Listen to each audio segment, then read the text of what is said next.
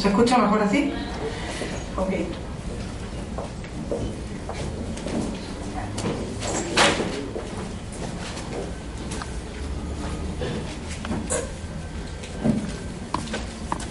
Hoy, el día de hoy me han encargado explicarles a ustedes lo que es el impuesto selectivo al consumo. Según tengo entendido, ustedes han venido desarrollando en este diplomado varios temas de derecho tributario, y el tema anterior lo vieron, si no me equivoco, también con la doctora Sheila Espinal, que era todo lo que era impuesto general a las ventas y los regímenes especiales del impuesto general a las ventas. Entonces, para que les quede un poquito más clara la relación, el impuesto selectivo al consumo, que es lo que yo voy a tratar hoy, es el otro impuesto que grava el consumo en el Perú. Su modalidad es un poco distinta a lo que han visto en IGB, pero es el mismo paquete, es decir, lo que vieron en impuesto a la renta, que es una cosa, grabas renta, grabas manifestación de riqueza, mientras que el IGB o el selectivo lo que graba son el consumo que realizan las personas, ¿ok? Entonces, no sé cómo está. Vamos a seguir una secuencia que está en estas diapositivas, que creo que es un material que ustedes tienen y también van a tener en unos discos que estoy viendo. Y vamos a ver primero el esquema general de lo que es imposición al consumo. Ustedes han visto en la primera parte, cuando han visto IGB, todo lo que está en color rojo. No sé si lo pueden ver. Lo que te lleva en color rojo es imposición indirecta y vas clasificando por operaciones. No sé si ustedes recuerdan, cuando has visto IGB, te decía, existen varias operaciones en varias etapas y el impuesto general a las ventas te grava todas las operaciones con una tasa única. ¿Se acuerdan? Era 18%, que es la suma de 16, que es la tasa, más 2 del impuesto de promoción municipal. Entonces, ese 18% tiene una característica cuando es IGB, es decir, te va a gravar todas las etapas. Según la técnica o la doctrina en materia tributaria, el impuesto general a las ventas, que es lo que ustedes ya vieron, es un impuesto plurifásico al valor agregado sobre base financiera, impuesto contra impuesto. ¿Qué significa todo ese enredo de palabras? Significa que en todas las fases del circuito de comercialización vas a gravar con impuesto, y lo que vas a gravar es el valor agregado en cada una de las operaciones. Si tú vendes 25 veces una gaseosa, vas a gravarla las 25 veces con impuesto general a las ventas. Vamos a ver nosotros más adelante que el impuesto selectivo al consumo no funciona así. El impuesto selectivo al consumo grava una sola vez y se traslada al consumidor final, pero es un efecto traslativo, es decir, no estoy grabando nuevamente. ¿Ok? Si ustedes van por la línea del color, no sé, rosado, no sé cómo lo ven ustedes, ahí es donde vas a encontrar el impuesto selectivo al consumo. El impuesto selectivo al consumo, efectivamente te vas ya no por la cantidad de operaciones, sino te vas por la cantidad de etapas. Y vas a grabar una única etapa, que es la etapa del productor. Lo que quiero que quede sumamente claro es, en cada etapa pueden existir infinidad de operaciones, ¿no? En una misma etapa tú puedes tener distribuidores, 5 distribuidores, puedes tener 5 minoristas, puedes tener 5 mayoristas. El selectivo al consumo solo te va a grabar una etapa. El IGB te va a grabar todas las operaciones. Cuando vamos al impuesto selectivo al consumo, definitivamente la base legal es la que ustedes están viendo en pantalla, que es el texto único ordenado y su reglamento de la ley de IGB y selectivo al consumo. Lo que está en líneas azules dice diversas normas modificatorias, es porque estas normas son sumamente antiguas. En realidad, desde el año 96 sería ilógico que yo les diga que en materia tributaria no ha existido ningún cambio. Han existido infinidad de cambios. Entonces, los lineamientos generales los tienen en esos dispositivos legales, y aparte tienes infinidad de modificatorias que se dan a cada rato y sobre todo se dan a fin de año, ¿no? Ya sabemos que los paquetes de normas tributarias por lo general salen a fin de año. ¿Okay? Aquí tienen ustedes no sé cómo han estado usando, así han estado usando, así mirando al costadito. Sí, es raro, ¿no? Pero bueno. Vamos a ver el ámbito de aplicación de lo que es el impuesto selectivo al consumo. Cuando en materia impositiva te hablan de ámbito de aplicación, en realidad te hablan de las operaciones que se encuentran grabadas o los supuestos de aplicación de la norma, que en este caso, en el impuesto selectivo al consumo, las tienen en pantalla. Dice la importación de bienes, la venta a nivel del importador de ciertos bienes, a nivel del productor de ciertos bienes, y los juegos de azar y apuestas. Lo que me parece importante es que ustedes entiendan de que el impuesto selectivo al consumo tiene un grupo de operaciones efectivamente, pero las relaciona con unos apéndices que están en la ley. Los apéndices que están en la ley no son otra cosa más que un listado de actividades o un listado de productos. Entonces, cuando ustedes hablen de impuesto selectivo al consumo, lo que tienes que unir es la operación de la cual te habla la norma general y el supuesto exacto que habla el apéndice. Por ejemplo, la venta de gaseosas. La venta de gaseosas está grabada con IGB porque todo el mundo sabe que toda venta está grabada cuando es dentro del territorio nacional de un bien mueble, pero la partida arancelaria, por ejemplo, que califica a las gaseosas es la partida que está en la norma, en el apéndice del impuesto selectivo al consumo. Es decir, siempre van a tener que buscar la conexión de la operación o del bien para poder entender que se encuentra grabado con el impuesto selectivo al consumo. Yo les voy a explicar cómo es la mecánica del impuesto selectivo al consumo. Como ustedes saben, en materia tributaria, y lo han visto en las sesiones iniciales de este diplomado, existe lo que se llama la relación jurídico-tributaria. En la relación jurídico-tributaria tú tienes sujeto activo, sujeto pasivo. El sujeto activo, por excelencia, sabemos que es la administración tributaria. El sujeto pasivo es el que cambia dependiendo del tributo del que estamos hablando. Entonces, cuando nosotros hablamos de impuesto selectivo al consumo, depende de la operación que estás grabando para saber quién va a ser el sujeto pasivo, el deudor tributario, que va a estar obligado por la ley a cumplir con lo que se llama la prestación en materia tributaria. Entonces, en lo que es importación de bienes, no hay nada más fácil que si es importación, el obligado es el importador. Así dice la ley. La pregunta es, ¿quién te califica como importador? Eso es un gran problema porque la ley dice lo que está en pantalla: persona natural o jurídica que importa, directa o indirectamente, a través de terceros. Nosotros vamos a entender que en la práctica va a calificar como importador la persona que realice las operaciones, pero que a su vez en la ficha RUC de la SUNAT tenga la calificación en el SIU como importador. ¿Okay? Ese es un dato adicional que ustedes deben considerar. Cada vez que hablen de impuestos selectivos al consumo, en el caso de importaciones, van a tener que verificar que esa calificación previa se encuentre en la ficha RUC de la SUNAT. Luego te dice, en la venta a nivel del importador, bueno, no es nada del otro mundo, o sea, el importador vende, ya no solamente importa, y van a encontrarse afecto o va a ser sujeto él de este impuesto por el solo hecho de serlo, y a su vez las empresas vinculadas con él. El concepto de empresa vinculada está en la ley del impuesto a la renta, no en la ley del impuesto selectivo al consumo.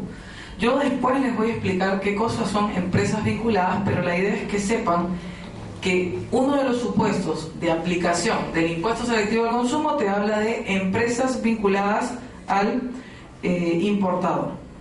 Otro de los supuestos que también considera la norma para la aplicación del impuesto selectivo al consumo es la venta a nivel del productor de ciertos productos, ¿no? Y te dice, el productor o las empresas vinculadas al productor. Es exactamente lo mismo que el importador o las empresas vinculadas al importador.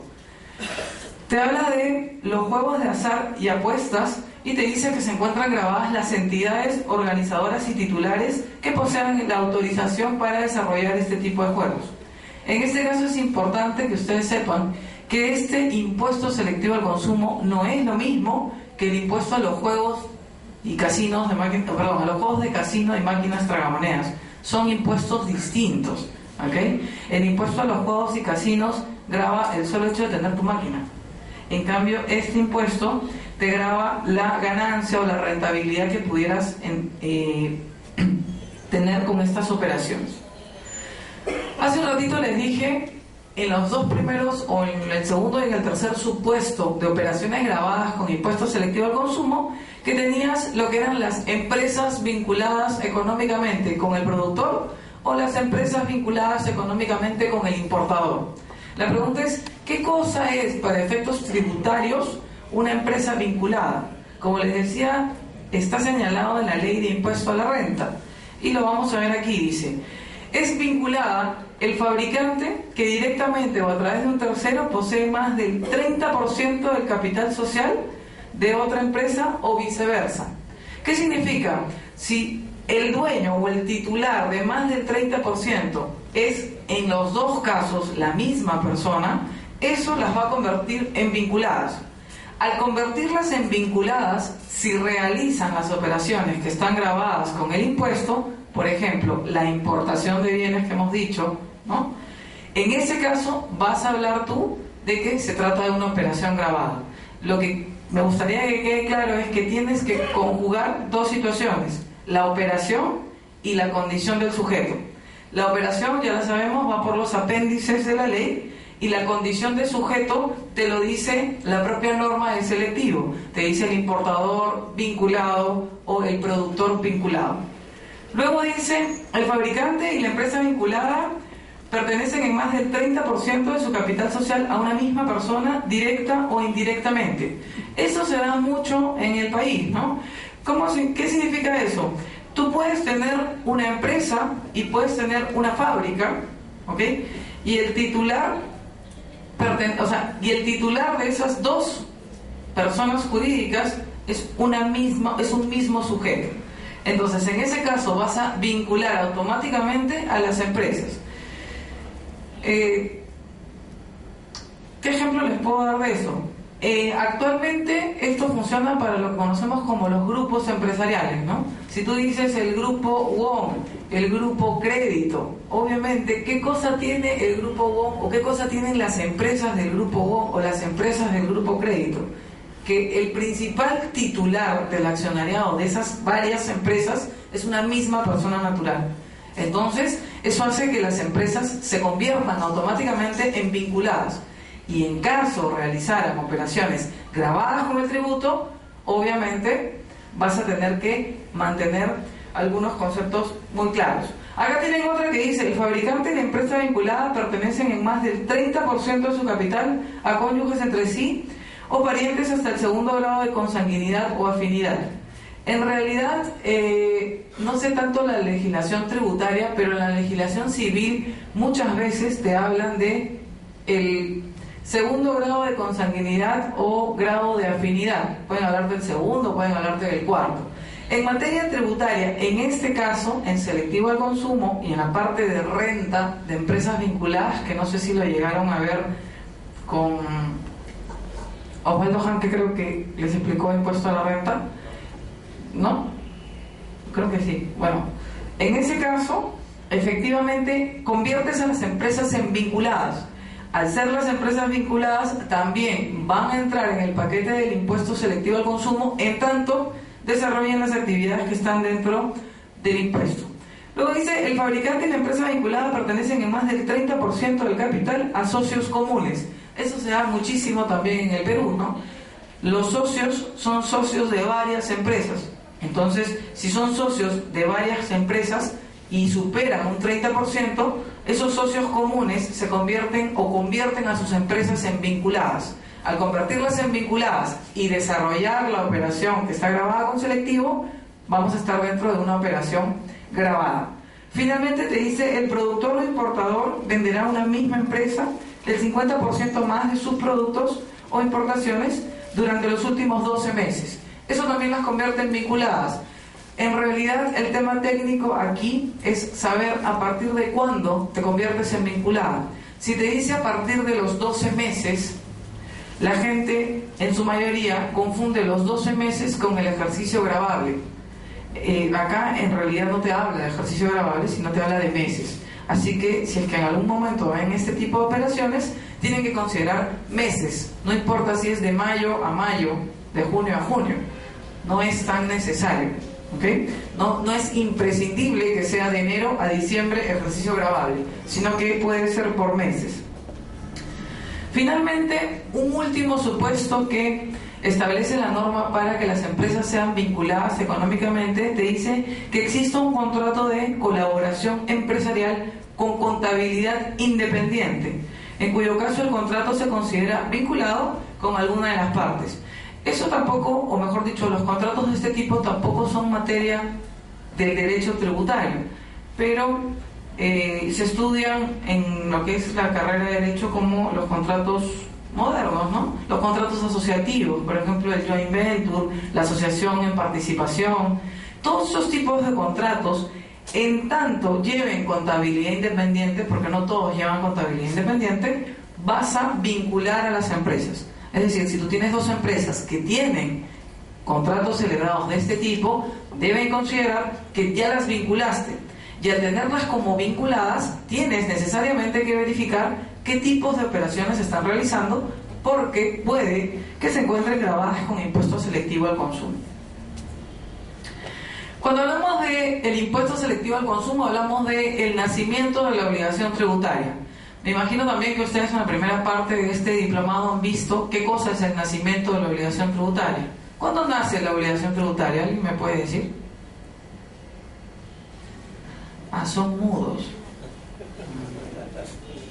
Pero no son sordos. Ah, ya. ¿Qué cosa es? ¿Cuándo nace la obligación tributaria?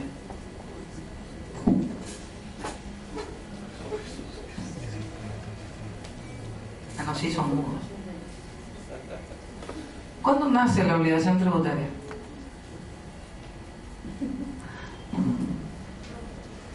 Bueno, hay tiempo. ¿Cuándo nace la obligación tributaria? ¿Cuando se emite la factura o cuando se realiza la venta? Exacto. La obligación tributaria nace cuando coincide en la realidad lo que te dice la ley. Ahí nace la obligación tributaria. El nacimiento de la obligación tributaria es cuando nace, o mejor dicho, cuando se da el hecho imponible.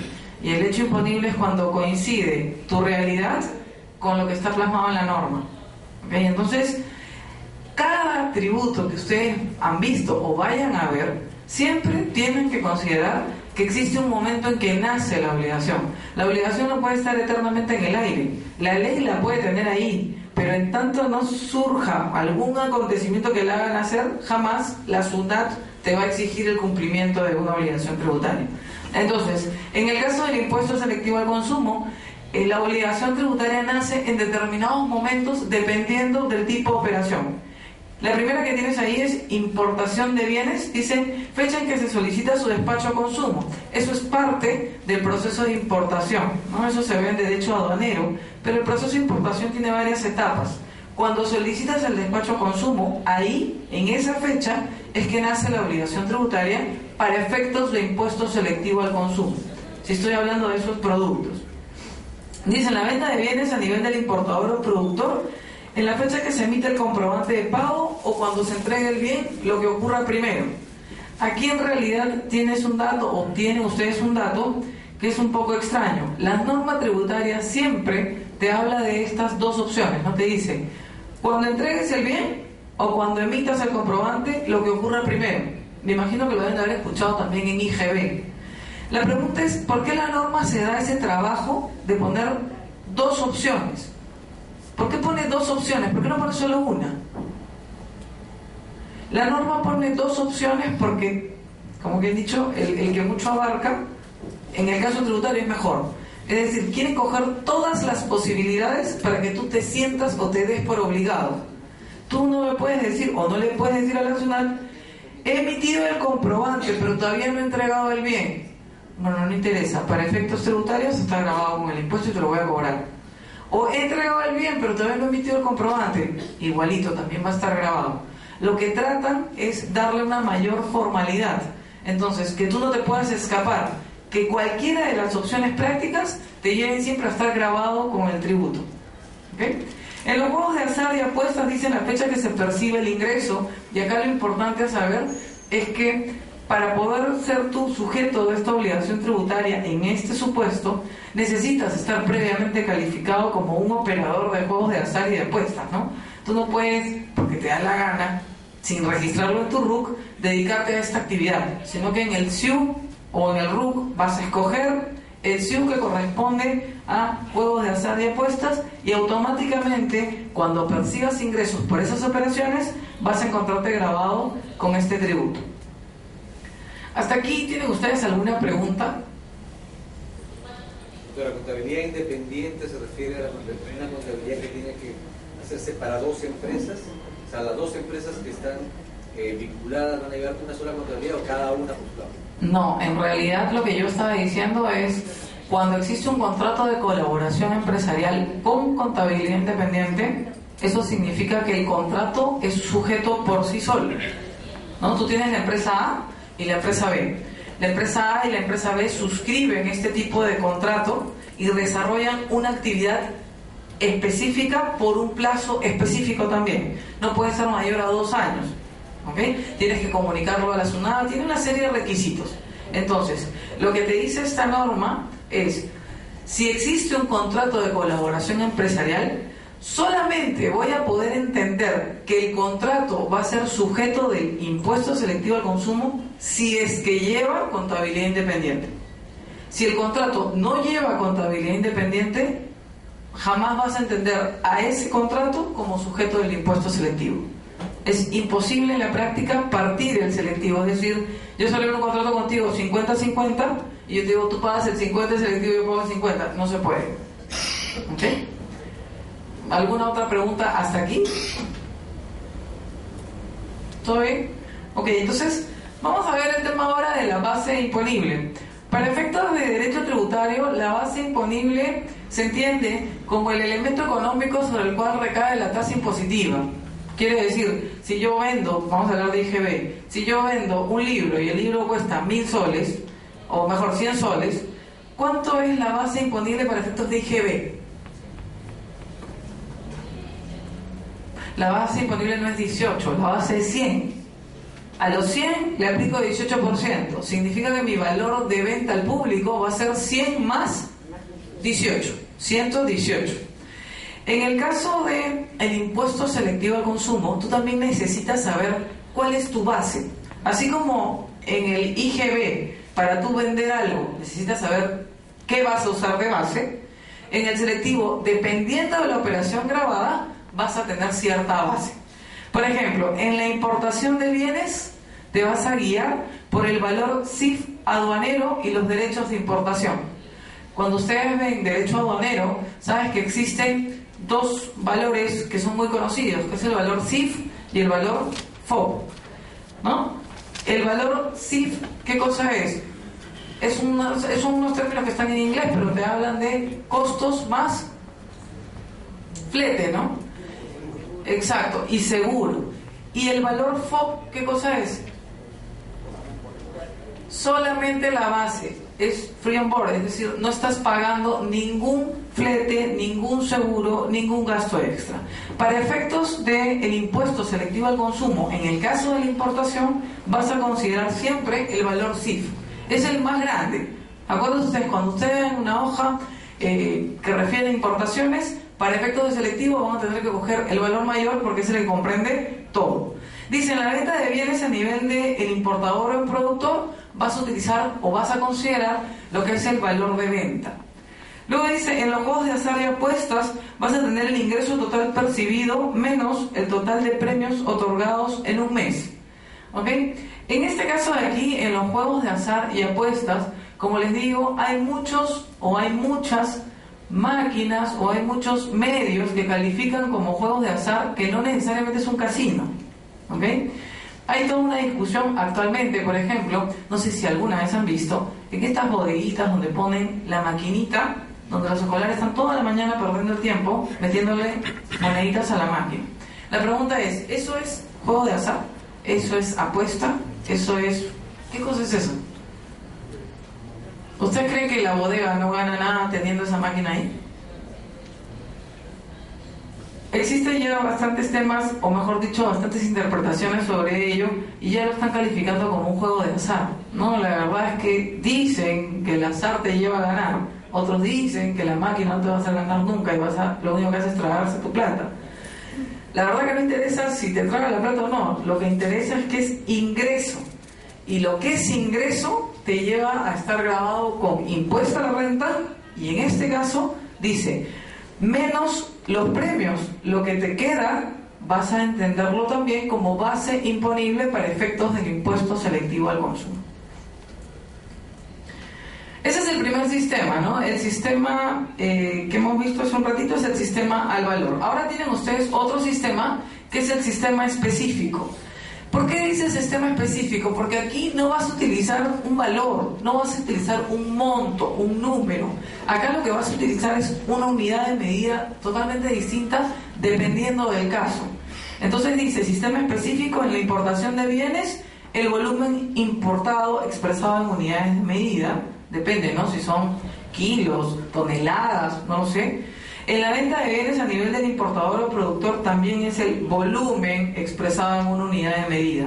Lo que quiero que pueda quedarles claro es que cada sistema te lleva a un tratamiento distinto y depende el tipo de bien o el tipo de producto al que tú le estés aplicando. El último sistema es el sistema menos conocido pero el más aplicado, que es el sistema de valor según el precio de venta al público. Yo no sé si ustedes alguna vez han visto productos, pero muchos lo tienen, precio de venta al público. Hay productos que no puede volar el precio, tienen un precio de venta al público regulado. No sé si alguna vez han visto alguno de estos productos. ¿Ninguno? Entonces necesitamos salir de fiesta, porque si salimos de fiesta vamos a comprar trago, vamos a comprar cigarros, y todos esos dicen abajo precio sugerido, precio de venta al público. Esos bienes, como les digo, también es algún paquete, te pone un precio de venta al público. Lo que te dice aquí es sugerido por el productor o el importador multiplicado por un factor. Lo que hace, en resumen, este sistema es que la gente no le pueda poner un precio tan elevado a las cosas, ¿no? Por ejemplo, los cigarros tienen un precio de venta al público. ¿Pueden venderlo al precio que quieran? Esto no va más por un tema tributario, sino va por un tema de protección al consumidor. Si tú recibes un producto que tenga un precio y dice precio sugerido 5 soles, tú no vas a pagar 15, ¿no? Entonces, es también una especie de resguardo en el aparato estatal para el tema de la recaudación. Entonces, ese es otro grupo de bienes. Hemos visto entonces 3 grupos. ¿El primero cuál era? Sistema al valor. El segundo, sistema específico. Y el tercero, al valor, pero referencia el precio al público. Esos son los 3 sistemas que tú tienes o que se tienen en impuesto selectivo al consumo. ¿Cuál es el desarrollo? ¿Qué es lo que aplica para efectos del impuesto selectivo al consumo? Aplica lo siguiente. En lo que es al valor, aplica una tasa. La tasa sí la conocen, es exactamente igual como el IGB, ¿no? La tasa del IGB, ¿cuánto es? 18 dice. 18 dice. 16 más 2 puntos de IPM, ¿no? Entonces, el IGB, por ejemplo, tiene una tasa. En el impuesto selectivo al consumo, ciertos bienes se les aplica tasa. Para los bienes del sistema específico ya no va a ser tasa, sino va a ser un monto fijo, una cantidad de soles relacionado con una unidad de medida. ¿Se acuerdan que yo les decía, no? Si me hablas de un galón de gasolina, va a ser 3 soles por galón, 2 soles por galón. Es decir, ustedes van a saber cuánto del dinero va directo a impuesto. No depende del porcentaje, sino dinero exacto relacionado con una unidad de medida. Y dice, para los bienes del sistema de valor según precio de venta al público, obviamente va a aplicarse sobre el precio de venta al público sugerido. ¿Ok? Eso no vas a poder moverlo nunca porque eso no lo regula absolutamente nadie. Entonces, vamos con el primero, que es el sistema al valor. Yo les decía, sistema al valor aplica tasa. Ahí tienen ustedes ejemplos y en algunos casos me da el trabajo de incorporarles la partida arancelaria porque, como les digo, tiene que ir de la mano, que tu producto esté clasificado en esa partida. Al estar clasificado en esa partida, te vas a encontrar obligado a pagar el impuesto selectivo al consumo. Tienen ahí agua mineral. El agua mineral, hay agua de todo tipo. Si ustedes ven la lista, la partida, las partidas arancelarias, tienes agua gasificada, agua sin gasificar, agua con color, agua sin color, agua mineral, agua de caño, agua... Hay un montón de versiones de agua, ¿no? Las aguas son importantes, pero existe un montón de clasificaciones según partida arancelaria. Entonces tiene que ir de la mano que tu agua sea mineral. Muchas cosas que venden, y eso para que ustedes lo entiendan, por eso que son más baratas que las otras, porque no son agua mineral, son agua, ¿no?, del caño a tu boca. Por eso son más baratas. La gente a veces dice, no, esta es más barata porque es más rica. Mentira. Cuando es muy barata es porque no tiene la calificación de agua mineral. Y como no tiene la calificación de agua mineral, no tiene pues impuesto selectivo al consumo y obviamente es más barata. Entonces, así es como funciona el impuesto selectivo al consumo para el tema del agua. La tasa actual, luego he revisado cuando hice este material y no ha variado, es 17%. Es decir, de cada botellita de agua mineral que se están tomando, el 17% es impuesto selectivo al consumo. O sea, es bastante el impuesto que se paga en el caso del agua mineral. Los grandes placeres de la vida, como les decía, siempre tienen impuestos. Entonces, vino, whisky, aguardiente, 20% de impuesto selectivo al consumo. Significa que cada botella de vino que te tomas tiene 18% de IGB, 20% de selectivo al consumo. O sea, que disfrútenlo porque de verdad que estás pagando bastante impuesto. Los eventos hípicos igual tienes un 2%, y los cigarros, por ejemplo, tienes un 50% de impuesto selectivo al consumo. La pregunta es, ¿por qué las tasas impositivas de estos productos son tan elevadas? En lo personal, yo creo que la tasa impositiva es excesivamente elevada porque el Estado ha malinterpretado el mecanismo de los tributos. Es decir, el tributo tiene como objetivo único, y debería ser así, el recaudar fondos para que el Estado solvente sus gastos. El tributo no puede ser, y es una opinión personal, un mecanismo para desincentivar actividades comerciales o desincentivar el consumo de algunas cosas. No puede decir, no puede llegar el Estado a un límite de decir, no quiero que tome cerveza, y como no quiero que tome cerveza o no quiero que fume cigarrillos, le voy a poner más impuestos. Por doctrina, y también lo han de haber visto en las primeras sesiones, los impuestos no están para eso. Los impuestos no son un mecanismo para educar al ciudadano. Pero en la práctica, en Perú, funcionan así en algunas cosas, y el ejemplo lo tienen ahí con los cigarrillos. La pregunta es, ¿a más impuestos la gente deja de fumar? La gente fuma igual, ¿no? Si no, pregunten al doctor. Doctora, también la idea que se tiene es que justamente da más impuesto al impuesto selectivo por los productos así de lujo, ¿no? Esa es la idea también. Claro, eso es importante. El impuesto selectivo, su propio nombre lo dice, ¿no? Es un consumo selecto. Lo que te quiere hacer entender la norma y el tratamiento que han dado en Perú, porque no lo han dado en todo el mundo, solamente en Perú, es eso. No son productos de primera necesidad y no te vas a morir, entre comillas, por no tomar agua mineral, por no tomar vino, por no tomar whisky o por no fumar. Es decir, no es de primera necesidad. Esa fue la respuesta que dio el Estado cuando se le preguntó por qué tanto o por qué son tan altas las tasas. Se dijo, mira, yo no le estoy poniendo 50% a la leche, yo no le estoy poniendo 50% al aceite, a los huevos, yo le estoy poniendo 50% a los cigarros, porque los cigarros no son imprescindibles para vivir. El pisco, el whisky, tampoco es imprescindible para vivir. Entonces, como les digo, es un tema de interpretación muchas veces y de política de Estado. Lo curioso es que a pesar de que nosotros tenemos un país en el cual los gobiernos tienen una principal deficiencia, que es variar las políticas cuando cambian de gobierno, porque si siguiéramos la misma política todos los gobiernos, de repente nos iría mejor. Acá entran nuevos y todos quieren cambiar todo, ¿no? Todos han entrado, han querido cambiar todo, pero nadie ha cambiado este sistema. ¿Por qué no lo cambian?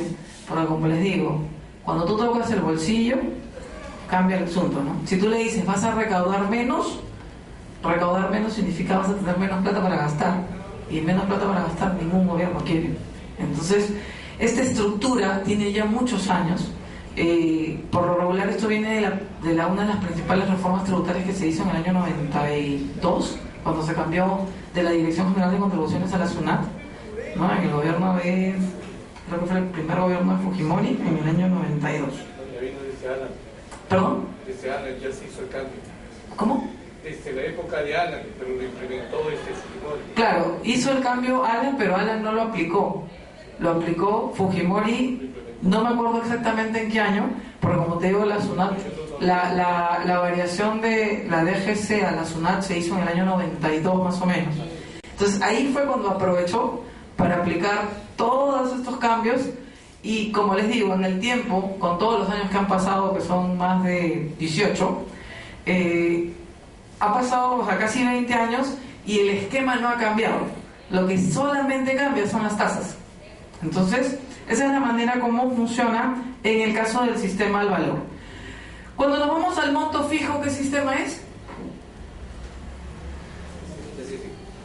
El sistema específico, ¿no? Acuérdense, sistema al valor, tasa. Sistema específico, hablamos de un monto fijo. Y tienen ustedes ahí algunos de los productos que se rigen por este sistema. El primero, el más conocido, es la gasolina, ¿no? La gasolina tiene una unidad de medida que es el galón, y lo curioso es que dependiendo del octanaje de la gasolina, tú tienes un monto fijo de impuestos. Es decir, así de simple, de cada galón de gasolina de 84 octanos que estás echándole a tu carro, un sol .07 es impuesto selectivo al consumo puro. ¿Ok? Entonces, cuando te dicen sube la gasolina, no necesariamente puede ser porque los vendedores han decidido que suba, sino porque el Estado ha decidido aumentarle el impuesto, ¿no? No siempre es así, pero es una posibilidad. ¿Por qué digo que es una posibilidad? Porque son impuestos que se calculan de una manera bien directa. Tú estás diciendo, por galón te voy a subir 20 céntimos. Entonces, si subo 20 céntimos de impuesto, te voy a subir 20 céntimos de precio. Va directo al precio. ¿Ok? Y obviamente el tema del octanaje, depende del octanaje, el monto fijo que tengas que considerar. Dato importante es, ustedes tienen en algunos casos, lo tienen en el lado de allá, un rango. La pregunta es, ¿por qué me pones un rango en algunos y en otros no me pones un rango? Bueno, así está hecha la norma, no sabemos por qué en algunos casos te da el rango. Por lo general, no sé si ustedes también lo han visto, cuando tú vas a un grifo, ¿todos los grifos tienen el mismo precio? ¿Cuál es el motivo por el cual los grifos no tienen un mismo precio? Veto, ¿no? Veto a saber. Veto a saber. O sea, ¿por qué la gasolina a veces es más cara en un sitio que en otro? Es en parte el tema de la oferta y la demanda. Ahora, lo que ha hecho la norma tributaria como para que curarse en salud en un poquito es ponerle rangos en algunos casos, ¿no? Entonces, en razón a tu precio, tu monto fijo será un poquito mayor o un poquito menor. La verdad, la aplicación es bastante compleja y en la práctica se utiliza un único monto, pero la norma ha dejado la puerta abierta para que exista esa posibilidad de variar de 1,46 a 1,57, que de verdad es bastante, ¿no? Si estás hablando de más de 10 céntimos por galón. En el caso del queroseno igual, en el caso de los gasoil también es exactamente igual. Acuérdense que aquí también vas a funcionar, o como les dije, vas a funcionar guiándote por la partida arancelaria. La pregunta es, ¿quién te pone la partida arancelaria? ¿O tú la pones? ¿Quién determina la partida arancelaria de los productos? ¿Quién determina la partida? La partida la determinas tú. Está sujeto a revisión por parte del organismo o el órgano recaudador, pero lo determinas tú. ¿Ok? Entonces, tengan mucho cuidado si es que trabajan en alguno de estos asuntos de poner siempre las partidas correctas, porque si no pones la partida correcta puedes equivocarte y tu tasa impositiva puede ser otra y puedes tener muchos problemas. En el caso del monto fijo tienen ustedes ahí el pisco, por ejemplo, 1 sol 50 por litro de pisco. La pregunta es, ¿y si el pisco es más barato? Hay piscos de varios precios, ¿no? La verdad yo no sé, señor, ¿usted sabe? ¿Y hay de muchos precios?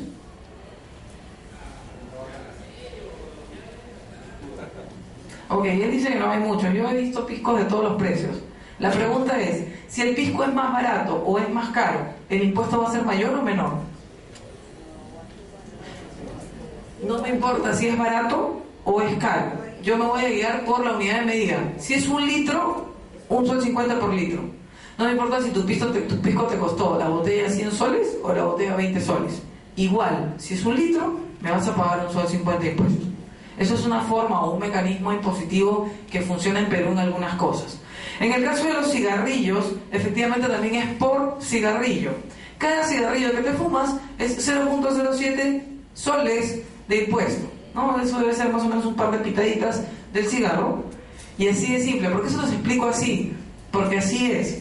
De un cigarro, 2 pitadas son impuesto, selectivo al consumo, las 3 siguientes es IGB, las otras siguientes, ¿qué cosa es? Lo que está ganando el señor de la tienda, y después ¿qué viene? Ya supuestamente viene el cigarro, ¿no? Ya te queda la colilla, ya. Es decir, estás fumando impuesto, mucho impuesto. Son productos que tienen bastante impuesto, pero como les digo, se venden menos. Le pones más impuestos, igual lo vendes. O sea, creo que no existe ningún comerciante que te diga que no vende cigarros, ¿no? Es más, acá hay un dato importante. En el caso de los cigarrillos te dice 0,07 por cigarrillo. Y si saben, según las últimas normas, está prohibido vender cigarrillos sueltos. Entonces la lógica debería ser que el impuesto o la norma ya no me hable de cigarrillos sueltos, sino me hable de cajetillas de cigarros. Entonces ahí habría que ver, según un estudio, si le conviene al Estado recaudar por cajetilla o le conviene recaudar por cigarrillo. ¿Ok? Vamos a ver lo que es sistema de venta al público. Ahí tienen ustedes las tasas. Como yo les decía, hay cosas que son carísimas. Cerveza, ¿no? La cerveza te guías también por la partida arancelaria, la tienen ustedes ahí, y le vas a poner una tasa de 27.8%, ¿no? Cada cervecita de licor amargo va a ser 27% de impuesto que te estás tomando. En realidad es bastante elevado. ¿Por qué es elevado? Su nombre lo dice y no se olviden, porque es selectivo. El Estado dice, no te vas a morir si no lo tomas. Por eso yo le cobro un impuesto. Aparte de eso, le cargo todo mi esquema de gobierno de protección de la salud, por ejemplo, y digo, los cigarrillos son malos, la cerveza es mala, quiero desincentivar. Eso ya es a criterio de cada quien, si les parece correcto o no, para un tema impositivo. Vamos con el tema del cálculo del impuesto. Yo entiendo que ustedes han visto impuesto general a las ventas y debieron ver en algún momento la figura del crédito fiscal, ¿no? ¿Qué cosa es el crédito fiscal en IGB? ¿Qué cosa es el crédito fiscal? Exacto, el crédito fiscal es el IGB de tus compras en determinado periodo, ¿no? Todas las operaciones, o mejor dicho, para tú saber cuánto impuesto general a las ventas debes pagar en un mes, ¿qué es lo que tienes que hacer? Es la figura de débito fiscal contra crédito fiscal. El IGB de tus ventas versus el IGB de tus compras. La diferencia es lo que tú pagas de impuesto.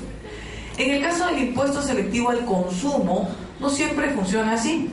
Ahí tienen ustedes las 5 grandes operaciones o los 5 grupos de operaciones que hemos visto que están grabados con impuesto selectivo al consumo, y en ese caso tú vas a ver que no todos tienen la posibilidad de deducir el impuesto que tú has pagado antes. ¿Por qué no tienes la posibilidad de deducir? Porque la pregunta es que no se lo has pagado al Estado peruano o ni siquiera lo has pagado. Les pongo un ejemplo. Cuando tú importas, ¿no? Si yo traigo cualquier producto, imagínense, no sé, importo cualquier cosa. Cuando yo importo, yo he pagado impuestos en la producción de ese bien. ¿Los he pagado en el territorio nacional? Obviamente no, pues porque si lo estoy importando, ¿ah? La operación previa, imagínense, la elaboración de ese producto no ha sido en Perú, sino ha sido fuera de Perú. Y fuera de Perú, los impuestos que se han pagado se quedaron fuera de Perú. Entonces es imposible que al fisco peruano tú le pidas o le digas que vas a deducir impuesto pagado a otro fisco, ¿ok? Entonces tú no le puedes decir, por ejemplo, lo he traído de Argentina. Ya pues, pero no puedes deducir los impuestos pagados en Argentina para tus insumos frente al producto que vas a vender en Perú. Eso es un tema ya más de circuito de consumo. Entonces, en la importación no hay deducción para efectos de impuesto selectivo al consumo. En la venta de bienes a nivel del importador, vas a poder deducir el selectivo que gravó la importación. Aquí sí funciona una mecánica muy similar a la del crédito fiscal para IGB. Lo que pagaste de impuesto, lo puedes restar, lo puedes deducir. En la venta de bienes a nivel del productor, igualito también, el selectivo que gravó a nivel productor, también el tema de los insumos, también lo vas a poder deducir posteriormente. En el caso de las empresas vinculadas, lo mismo, ¿no? Lo que pagaste en la adquisición o en la importación, en las empresas vinculadas. Y en los juegos de azar y apuestas, tampoco hay deducciones, igual que el caso que está en la fila número 1, que es la importación de bienes. ¿Ok? ¿Cómo funciona el cálculo? El cálculo funciona de una manera súper simple, como funcionan todos los impuestos. No tengo base imponible, a la base imponible yo le voy a aplicar o una tasa o un monto fijo, dependiendo del sistema en el que me encuentre. ¿Qué sistemas eran? Por lo menos apréndanse esos sistemas. ¿Cuántos había? Habían 3, ¿no? Exacto, entonces dependiendo del sistema en el que estás, vas a saber qué cosa le vas a aplicar a esa famosa base imponible. Lo que te queda es el impuesto bruto. El impuesto bruto aplicas las deducciones. ¿Todas las operaciones tenían deducción? Hay 2 que no tienen deducción. ¿Cuáles eran? La importación de bienes no tiene deducción y los juegos de azar tampoco tienen deducción. ¿Ok? Entonces, podrías válidamente, en el caso de la importación de bienes y los juegos de azar, entender este mismo esquema quitándole la línea que dice deducción, porque no existe deducción alguna. El impuesto bruto es efectivamente el impuesto que se paga, directo.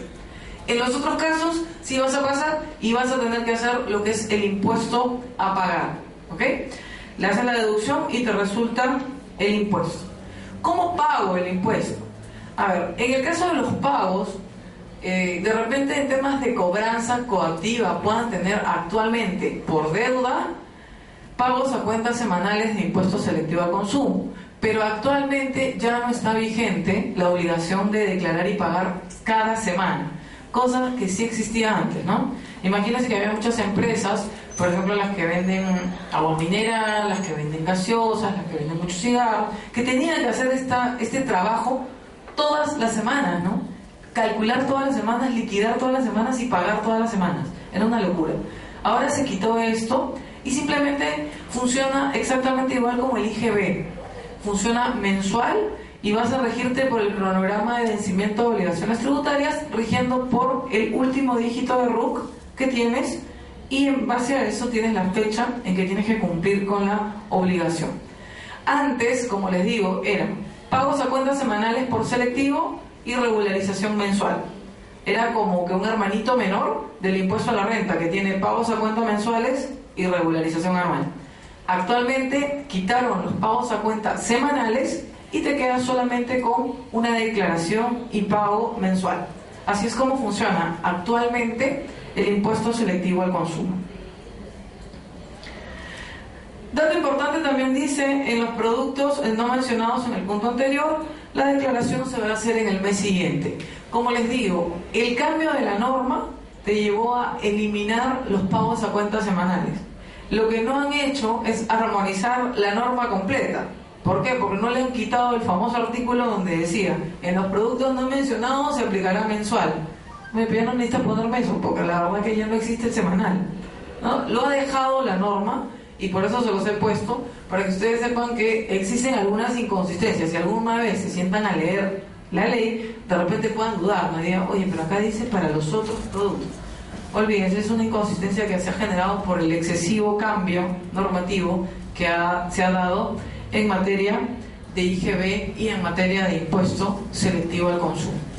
¿Ok? Entonces, esa sería la información que yo les puedo dar de impuesto selectivo al consumo, y quedaría, bueno, a continuación las preguntas que ustedes pudieran tener al respecto.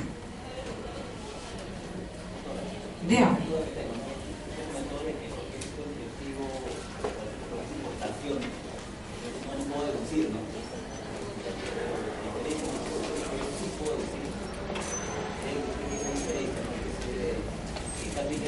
Pasa que, mira, no tengo pizarra, pero te lo explico de una manera muy simple. Con un ejemplo, ya. Tú compras, imagínate que tú compras esta botella con agua. ¿Ah? Si yo compro la botella, quien me la vende a mí, esa venta está grabada con IGB, 18%, ¿no? Yo se la vendo al señor, 18%. El señor te la vende a ti, 18%. ¿Cuál va a ser la única posibilidad de que nosotros, los anteriores a la cadena, antes del consumidor final, que eres tú en el ejemplo, pueda liberarse del impuesto? Que utilice el crédito fiscal. Es decir, lo que yo he comprado con IGB, cuando yo tenga que pagar IGB, me permitan deducir. Así funciona en Perú el IGB. Cuando tú te vas al selectivo, el selectivo no funciona así. El selectivo no es que de mano a mano graba con selectivo y yo puedo deducir como crédito fiscal. No me lo permite. Lo que sí existe en selectivo es solamente en 3 de las 5 operaciones que están en el campo de aplicación de la norma, en 3 te permiten deducir el impuesto que hayas pagado selectivo en la anterior operación. Pero no es un crédito fiscal. No es acumulable como el crédito fiscal, no es arrastrable como el crédito fiscal, no tiene requisitos como el crédito fiscal, ni formales ni sustanciales, no se revisa, jamás. Como te digo, solamente en selectivo, de esas 5 grandes operaciones, coges 3, y solo en 3 vas a poder deducir el selectivo que has pagado en tu operación anterior. No es en la cadena, sino en la operación anterior. Olvídate o olvídense del sistema de cadena para efectos de selectivo. Eso funciona solamente para IGB. Claro, ¿por qué no te funciona eso? Porque, como han visto ustedes en el cuadro inicial, el impuesto general a las ventas es un impuesto plurifásico. El impuesto selectivo al consumo no es plurifásico, sino ni siquiera es monofásico. Es un impuesto que grava por otro lado, por el lado de las etapas. Podría decirse que es monofásico. Yo preferiría no decir que sea monofásico porque no es una fase, sino es una etapa. Hay una confusión ahí de palabras, pero lo que deben tener en claro es que muchas veces, para efectos de imposición al consumo, las personas confunden las etapas con las operaciones. En una misma etapa pueden existir varias operaciones. El impuesto selectivo al consumo, acuérdense, me grava una sola etapa y la única operación que hay en esa etapa. El IGB me grava todas las etapas y todas las operaciones. ¿Ok? Dígame. Doctora, por favor, ¿podríamos aclarar las 3 operaciones que son deducibles? Sí, claro. Está por acá. Es aquí. Lo que yo les decía, les trataba de explicar, es en la mecánica del Carnaval.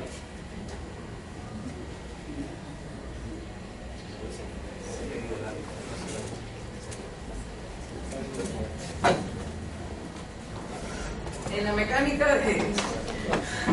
Disculpen, que no vi el vasito. Lo que les decía es, en la mecánica que ustedes conocen de el IGB, yo les pregunto, en lo que ustedes han estudiado de IGB, ¿existía algún supuesto en el que te diga la operación no me genera crédito fiscal? En realidad no, pues no existe ningún supuesto. Te decía, si está grabado con IGB, vas a tener crédito fiscal. Lo único que te pide ya es una formalidad, ¿no? Cumple con requisitos formales, cumple con ciertos requisitos, pero que hay crédito, hay crédito. Así funciona el IGB. Cuando tú te vas al impuesto selectivo al consumo, tú no puedes a ojos cerrados decir voy a deducir siempre un porcentaje X, como sí funciona con el IGB. Acá, no todas las operaciones tienen posibilidad de deducción. Solamente 3 tienen posibilidades de deducción, que es la que la operación anterior a la tuya hayas pagado selectivo al consumo. Pero en las otras, las 2 que quedan, como no has pagado selectivo, no te va a permitir deducir impuesto selectivo al consumo. Ese es en el caso de la importación y en los casos de los juegos de azar. Así es como funciona. ¿Por qué les digo que no es crédito fiscal? Porque no tiene reglas como el crédito fiscal, no se aplica como el crédito fiscal, no tiene la naturaleza del crédito fiscal. Acá simplemente es una deducción para un cálculo de impuesto. Es una resta que tú le vas a hacer en tu fórmula para sacar el impuesto selectivo que tengas por pagar en ese mes. ¿Alguna otra pregunta? Ya son unos tromes selectivos. Entonces, el impuesto selectivo de consumo se graba, por ejemplo, en la etapa, digamos, entre ¿el importador? No, entre el bodeguero y el consumidor final. No. Eso es lo que yo te estoy tratando, o les estoy tratando de explicar. El impuesto selectivo al consumo no grava al bodeguero o no grava al consumidor final del producto, sino que es un impuesto que tiene la incidencia, sí, en el consumidor final, pero no es que a él lo estés grabando, sino que vienes grabando desde el productor o desde el importador. Es decir, el primero de la cadena de comercialización es el sujeto, y él te lo va a trasladar, pero porque le da la gana de trasladártelo en el precio, porque tú no eres sujeto del impuesto. Es lo que pasa con la gaseosa, lo que pasa con la cerveza. Cuando tú vas a comprarla, tú pagas un montón de plata a pesar de que no hay operación grabada ahí. La operación está grabada en el productor o en el importador. Que ellos hayan decidido cargarte a ti como consumidor el precio es otra cosa. ¿Qué cosa hace el Estado para limitar esa facultad de la gente de cobrarte lo que quiera? El tema del precio al público. No todos los productos los puedes vender a lo que tú quieras. Por eso te exige. El Estado no te puede obligar a vender a un precio X porque el Estado no hace empresa contigo. Pero el Estado sí te puede obligar a que tú cumplas ciertas formalidades. ¿Cómo qué? Que pegues un letrero de precio al público. Que los productos lleven atrás precio al público. Precio sugerido. Vean ustedes que no solamente en el tema de los cigarros, hay muchos productos que tienen precio sugerido al público.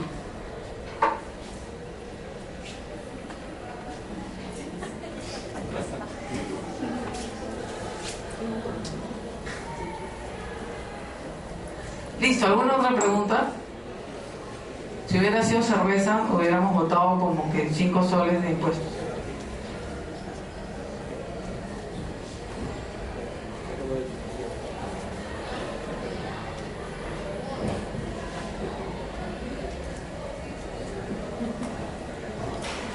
Bueno, eso sería todo. ¿Tienen ustedes alguna otra pregunta sobre este tema? Dime. No me queda muy bien entendido ese término, quisiera que usted me lo explique mejor. Uy, yo te lo puedo explicar, pero eso no es este tema. No, pero con respecto a esta... No, acá no hay crédito fiscal. No existe. No existe. El crédito fiscal es exclusivo del IGB.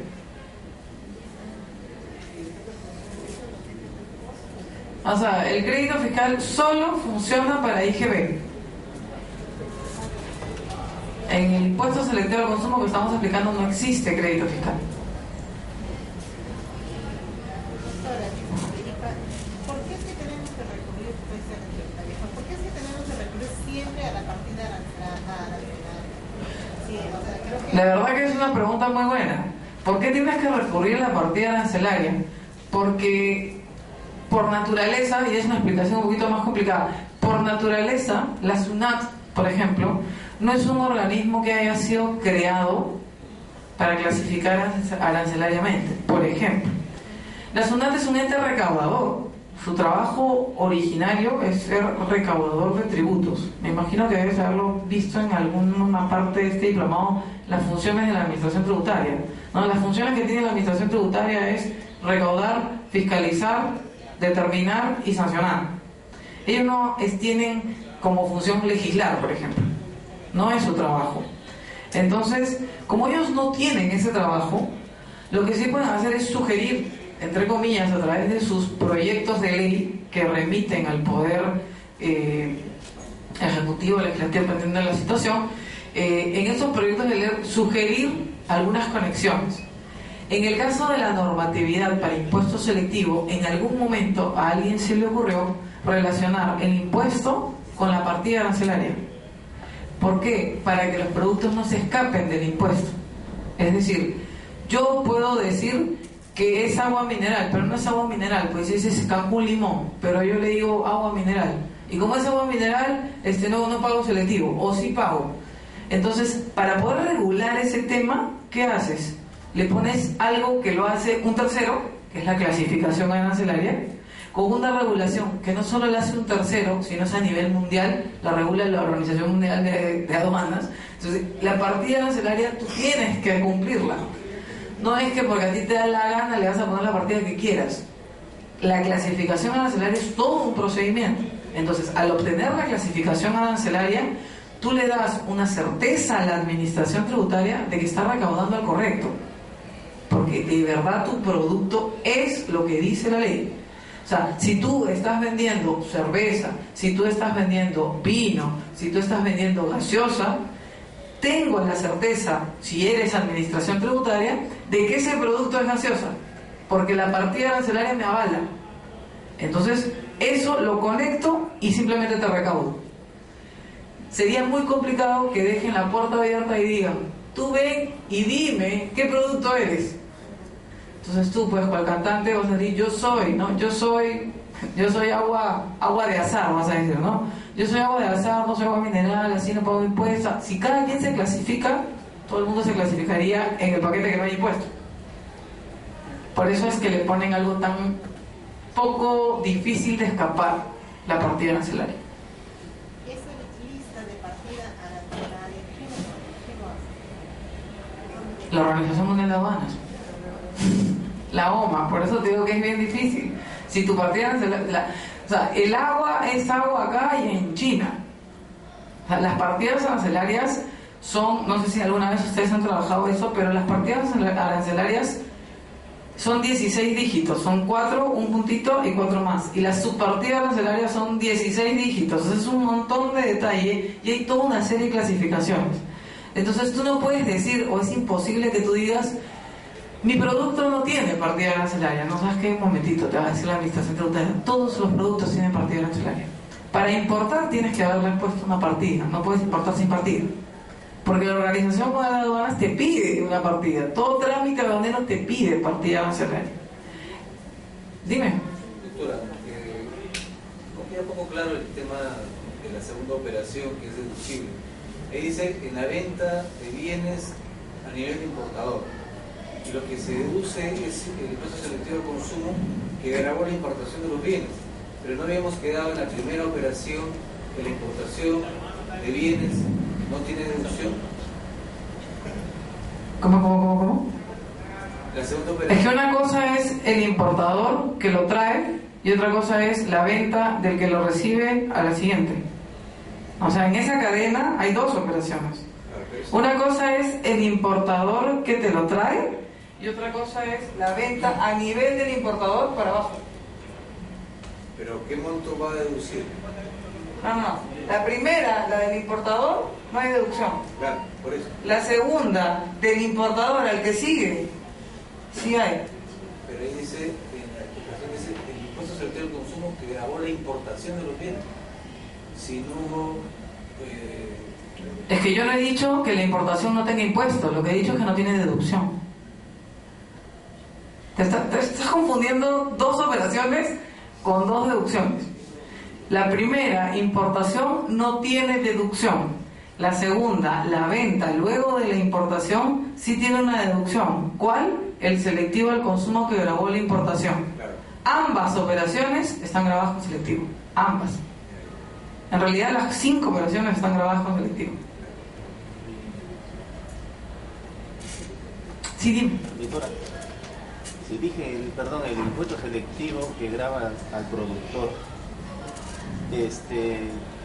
forma parte de la base imponible, porque no lo traslada, ¿no? O sea, no hay el efecto de la traslación, forma parte de la base imponible para el cálculo del IGB, o es un costo. Ya, mira, esa pregunta es todo un tema doctrinario que lleva muchas interpretaciones. Lo lógico y lo correcto es decir que no forma parte de la base de cálculo del IGB. Muchos autores te van a decir que sí, otros te van a decir que no. Pero la lógica es, si esto vale 10, ¿ok? Si este es el valor del producto es 10, si yo te lo vendo es 10 más IGB. Y dentro de los 10 ya debería estar el selectivo al consumo que viene del productor de este bien. Mucha gente se equivoca y te dice 10 más 18 de IGB más la tasa de selectivo. Así no funciona. Por eso es que cuando tú o cuando la empresa que fabrica gaseosas, que fabrica cerveza o lo que fuere, antes de vender al público ya su precio es caro. ¿Por qué? Porque tiene selectivo ahí. La producción ya viene cargado de selectivo.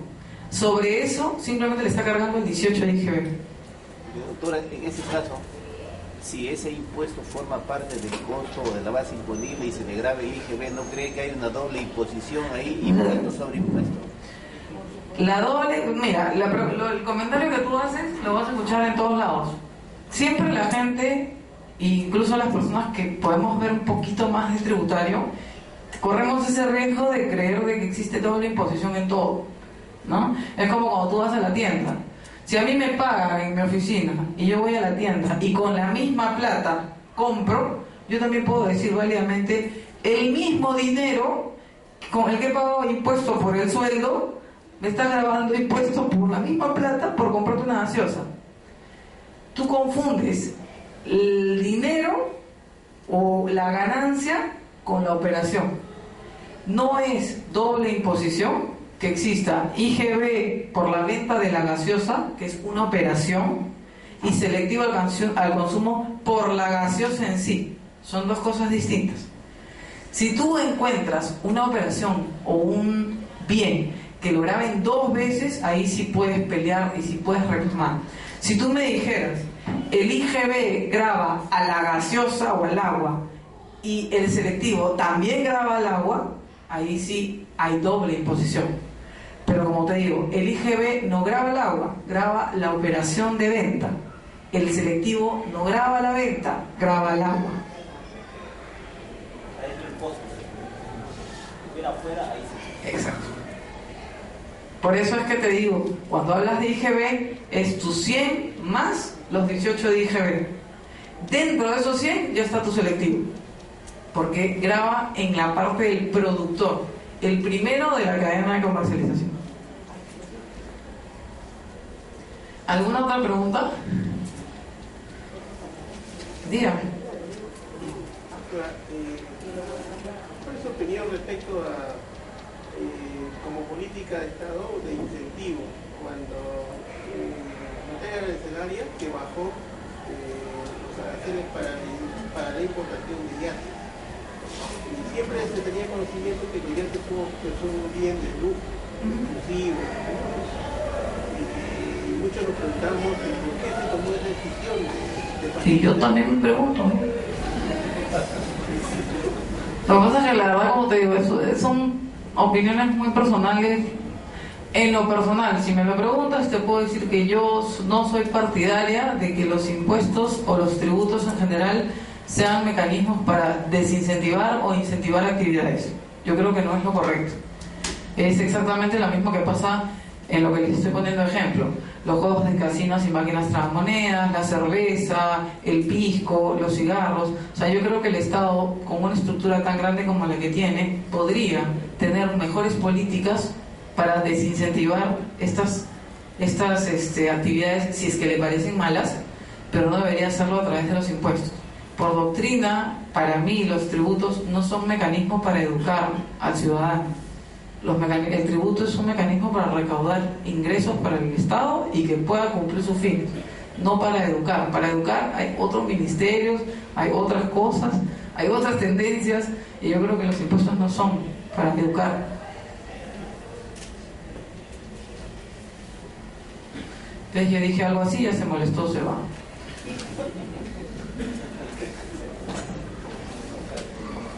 Ya te sellaron, ¿no?